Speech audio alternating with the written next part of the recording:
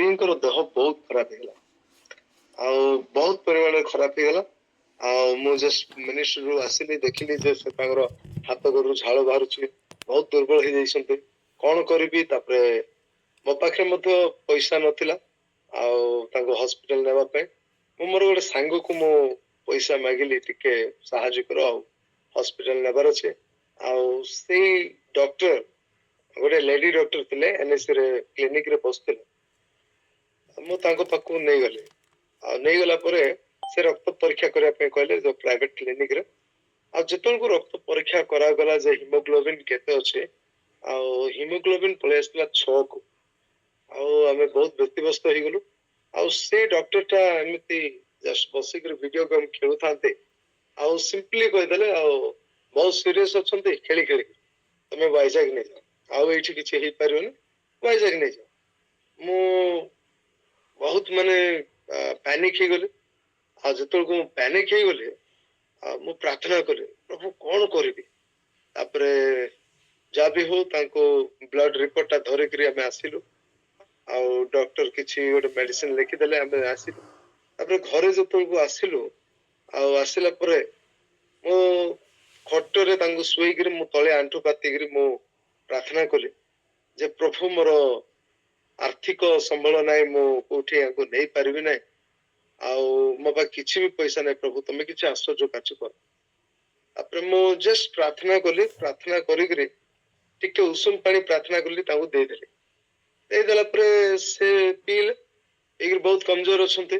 ଆଉ ପିଇ ସାରିଲା ପରେ ଆଉ କଣ ହେଇଛି, ସେ ରାତିରେ ଆଉ ସିରିୟସ ହେଇଗଲେ।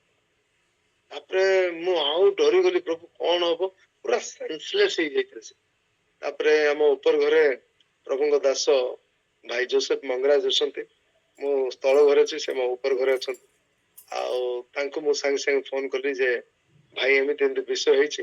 ସେ ସାଙ୍ଗେ ସାଙ୍ଗେ ଆଉ ଗାଡି କାଢିଲେ, ସକାଳେ ଆମେ କୋରାପୁଟ ହସ୍ପିଟାଲକୁ ପଳେଇଲୁ। ସେ ସେନ୍ସଲେସ ଅଛନ୍ତି ପୁରା।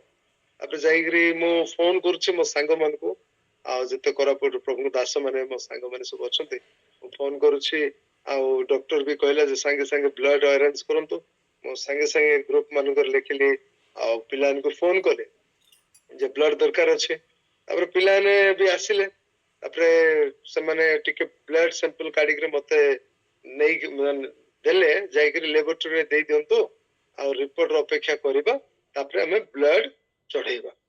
ତାପରେ ହଉ ଠିକ ଅଛି, ମୁଁ ନେଇକି ଗଲି। କିନ୍ତୁ ମୁଁ ପ୍ରାର୍ଥନା କରୁଛି, ଆଉ ପ୍ରଭୁ ତମେ ମିରାକଲ କରିଛ, ଧନ୍ୟବାଦ। ମୁଁ ଏଇଟା ଦେଖୁନାହିଁ ପ୍ରଭୁ, ମୁଁ ଏ ସିଚୁଏସନ କୁ ଦେଖୁନାହିଁ, ମୁଁ ତୁମକୁ ଦେଖୁଛି, ଆଉ ତୁମେ ଆଶ୍ଚର୍ଯ୍ୟ କାର୍ଯ୍ୟ କରିସାରିଛ। ମୋ ସ୍ତ୍ରୀ ଭିତରେ ବ୍ଲଡ ର ଅଭାବ ହେବାର ନାହିଁ, ସେଇ ରିପୋର୍ଟ କୁ ମୁଁ ବିଲିଭ କରୁନାହିଁ। ଆଉ ଯେତେବେଳେ ସେମିତି ପ୍ରାର୍ଥନା କରୁଛି, ଆଉ ବହୁତ ଜଣ ମାନେ ପ୍ରଭୁଙ୍କ ଦାସ ମାନେ ବି ପଳେଇ ଆସିଲେ, ସେଠି ଘେରି ଦେଲେ କଣ ହେଲା ବୋଲି। ତାପରେ ଯେତେବେଳକୁ ମୁଁ ରିପୋର୍ଟ ଆଣିବା ପାଇଁ ଗଲି, ଆଉ ଯାଇକିରି କହିଲି ଶୀଘ୍ର ଦିଅ, ବ୍ଲଡ ଚଢା ହବ। ସେ କହିଲେ କାହାକୁ ଚଢା ହବ? ନା ନିଶା ନାୟକ କୁ ଚଢା ହବ। ସେ ଦେଖି ଗଲେ, ନିଶା ନାୟକ କୁ ବ୍ଲଡ ଚଢା ହବ, କାହିଁକି ଚଢା ହବ? ମୁଁ ଆଶ୍ଚର୍ଯ୍ୟ, କଣ ଇଏ କହୁଛି ଏମିତି? ତାପରେ କି କଣ ହେଲା କି, କାହିଁକି ତମେ ଏମିତି କହୁଛ? ସେ କହିଲା ଆରେ ତାର 10+ ବ୍ଲଡ ଅଛି, ତମେ କାହିଁକି ବ୍ଲଡ ଚଢେଇବ? ତାପରେ ମୋ ଆଖିରୁ ଲୁହ ଝରିଗଲା। ଆମ ପ୍ରଭୁଙ୍କୁ ବହୁତ ଧନ୍ୟବାଦ ଦେଲି, ପ୍ରଭୁ 10+ ବ୍ଲଡ ମାନେ କେମିତି ଓଭର ନାଇଟ? ନା ସେ ମଟନ ଖାଇଛି, ନା ବିଟରୁଟ ଖାଇଛି, ନା ଗାଜର ଖାଇଛି, ନା ଶାଗ ଖାଇଛି, ନା କଣ ଖାଇଛି, ମାସେ ମାସେ ଲାଗିଯିବ ଗୋଟେ ପଏଣ୍ଟ ବ୍ଲଡ କୁ ଇନକ୍ରିଜ କରିବା ପାଇଁ। 10+ ବ୍ଲଡ, ଇଜ ଇଟ୍ ଅ ଜୋକ୍? ପ୍ରଭୁ କହିଲେ it's not a joke my son, it is me who Don ଇଟ୍।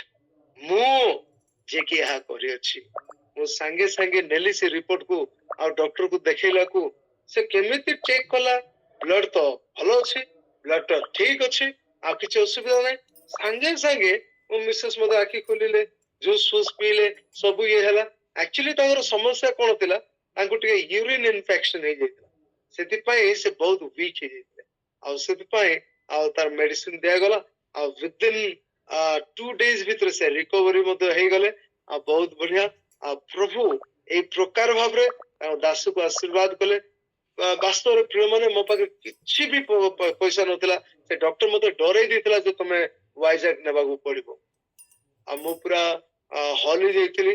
ସେ ଟାଇମରେ ଆଉ ମିନିଷ୍ଟ୍ରି ତ ଚାଲିଥିଲା କିନ୍ତୁ ଫାଇନାନ୍ସିଆଲି ଟିକେ ଷ୍ଟ୍ରଙ୍ଗ ମୁଁ ନଥିଲି ବା ନେବାର କିଛି ବନ୍ଦୋବସ୍ତ ମଧ୍ୟ ନଥିଲା କିନ୍ତୁ ପରମେଶ୍ୱର ଓଭରନାଇଟ୍ ମିରାକଲ କଲେ ଆମେ ଅବିଶ୍ୱାସ କରୁଛୁ କିନ୍ତୁ ସେ କାମ କରୁଛନ୍ତି ହାଲେଲୁୟା ଆମେ କହି ଦେଇକିରି ଭୁଲି ଯାଉଛୁ ପ୍ରାର୍ଥନା କରି ଭୁଲି ଯାଉଛୁ କିନ୍ତୁ ସେ କେବେ ଭୁଲିବେ ନାହିଁ ପ୍ରେଜ୍ ଦ ଲର୍ଡ।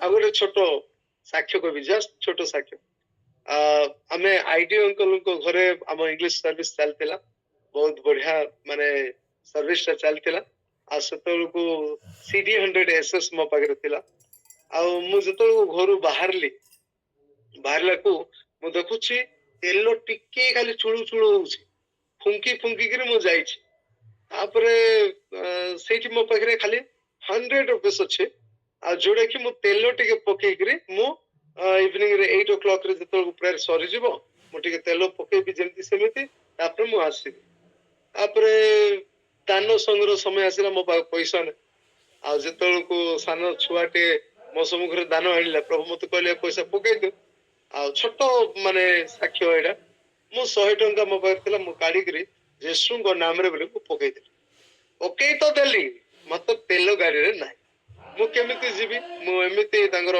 ଘରରୁ ଏମିତି ଆସେ ମାନେ ଆସେମ୍ବଲି ଗୁଡା ଘାଟି ଆଡକୁ ହେଇକିରି ତଳେ ଓହ୍ଲେଇକିରି ମାନା ଚର୍ଚ୍ଚ ଅଛି ଆଉ ସିଧା ମୁଁ ସୁନାଡା ଆସିବାର ଥିଲା କିନ୍ତୁ ଗାଡିରେ ତେଲ ନାହିଁ ମୁଁ କଣ କରିବି ମୁଁ ଜାଣିନି ତାପରେ ସମସ୍ତେ ଯିବାର ମୁଁ ଅପେକ୍ଷା କରୁଛି ଯାଅ ଯାଅ ତମମାନେ ଯାଅ ମୁଁ ଥରେ ଯିବି ତାପରେ ସବୁ ଗଲା ପରେ ମୁଁ କହିଲି ପ୍ରଭୁ ଟିକେ ଘାଟି ଚଢି ଯାଉ ପ୍ରଭୁ ମତେ ସେତିକି ଯଥେଷ୍ଟ ତାପରେ ମୁଁ ଗୋଡେଇକିରି ତାପରେ ଠେଲିକିରି ମୁଁ ପଳେଇବି ସୁନାଡା ବୋଲିକିରି ମୋର ଚିନ୍ତାଧାରା ସେମିତି ଥିଲା ତାପରେ ବିଶ୍ୱାସରେ ମୁଁ ସେ ଗାଡିକୁ କିକ୍ ମାରଲି ଦି ପ୍ରକାର କଥା ହଉଛି ଗୋଟେ ନେଗେଟିଭ ଆଉ ଗୋଟେ ପଜିଟିଭ ନେଗେଟିଭ କଣ ହଉଛି ଯେ ତୋର ଗାଡି ଷ୍ଟାର୍ଟ ହବନି ତୋର ତେଲ ନାହିଁ ଡ୍ରାଏ ହେଇଯାଇଛି କିନ୍ତୁ ପବିତ୍ର ଆତ୍ମା କହୁଛନ୍ତି ପଜିଟିଭ କଥା କଣ ତୋର ଷ୍ଟାର୍ଟ ହେବ ବି ଆଉ ତୁ ଯିବୁ ବି ତାପରେ ମୁଁ କନଫ୍ୟୁଜ ହେଇଯାଉଛି ଆଉ ବିଶ୍ୱାସରେ ମୁଁ କିକ୍ ମାରଲି ଷ୍ଟାର୍ଟ ହେଇଗଲା ମୁଁ ଚାଲି ଗଲି ଘାଟି ପାର ହେଇଗଲା ଗଡାଣି ପାର ହେଇଗଲା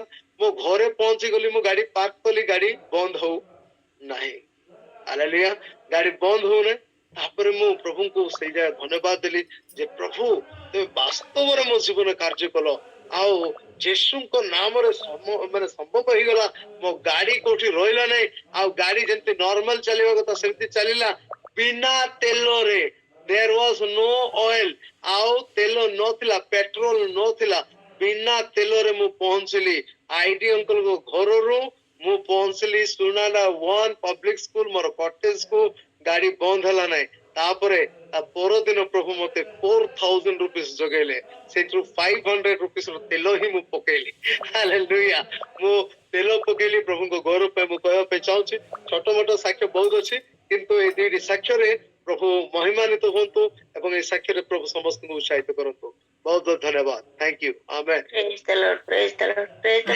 Lord. Amen.